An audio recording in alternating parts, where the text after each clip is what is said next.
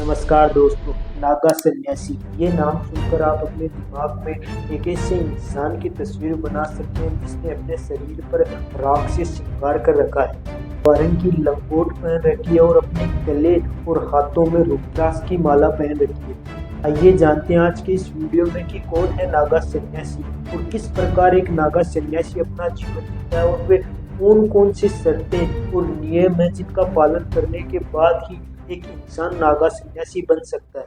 भारत में 13 ऐसे अखाड़े हैं जहाँ पर नागा साधु बनाए जाते हैं और इन सभी अखाड़ों में जूना अखाड़ा एक ऐसी जगह है जहाँ पर सबसे ज्यादा नागा सन्यासी बनाए जाते हैं। अगर इन अखाड़ों के इतिहास की बात करें तो किसने इन अखाड़ों की शुरुआत की, इसकी कोई स्पष्ट जानकारी नहीं है, न ही कोई हिस्टोरिकल एविडेंस है जिससे पता लगाया जा सके कि किसने इन अखाड़ों की शुरुआत की। लेकिन ऐसा माना जाता है कि 5वीं शताब्दी के दौरान भारत पर हो रहे विदेशी आक्रमणों से धर्म की रक्षा करने के लिए आदि शंकराचार्य द्वारा इन अखाड़ों की शुरुआत की गई। ये सभी अखाड़े सनातन धर्म का प्रचार प्रसार करने, धार्मिक अनुष्ठान, रीति रिवाज और परंपराओं को आने वाली पीढ़ी तक पहुंचाने का कार्य करते हैं। जब कोई व्यक्ति नागा सन्यासी बनने के लिए इन अखाड़ों में जाता है तो उन्हें सीधे ही इन अखाड़ों में शामिल नहीं किया जाता।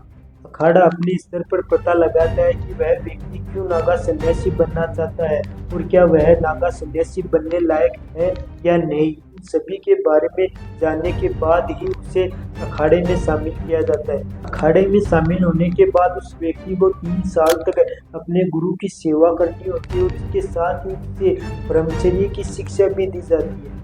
जब वह व्यक्ति ब्रह्मचर्य जीवन जीने लगता है तो उसे महापुरुष की शिक्षा दी जाने लगती है।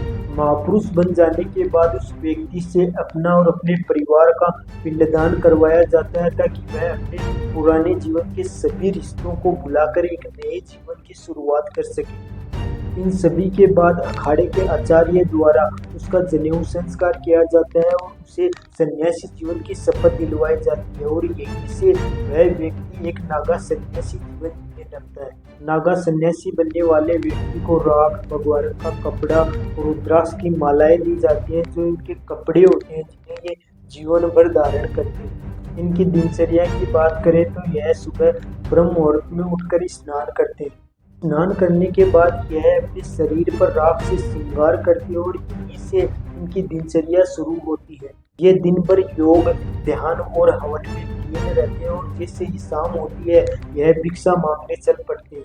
एक साधु अधिक से अधिक 7 घर से भिक्षा मांग सकता है और जो भिक्षा में उन्हें खाने को मिलता है वही उन्हें खाना भी पड़ता है। नागा सन्यासी दिन और रात को मिलाकर एक ही समय खाना खाते हैं और अगर उस दिन भी इन्हें 7 ग्रहों से खाने के लिए कुछ भी नहीं मिलता है तो उन्हें भूखा ही रहना होता है।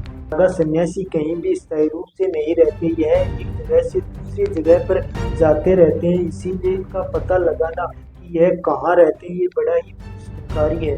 लेकिन ज्यादातर नागा सन्यासी हिमाचल प्रदेश, उत्तराखंड और गुजरात के जूनागढ़ की पहाड़ियों में रहते हैं।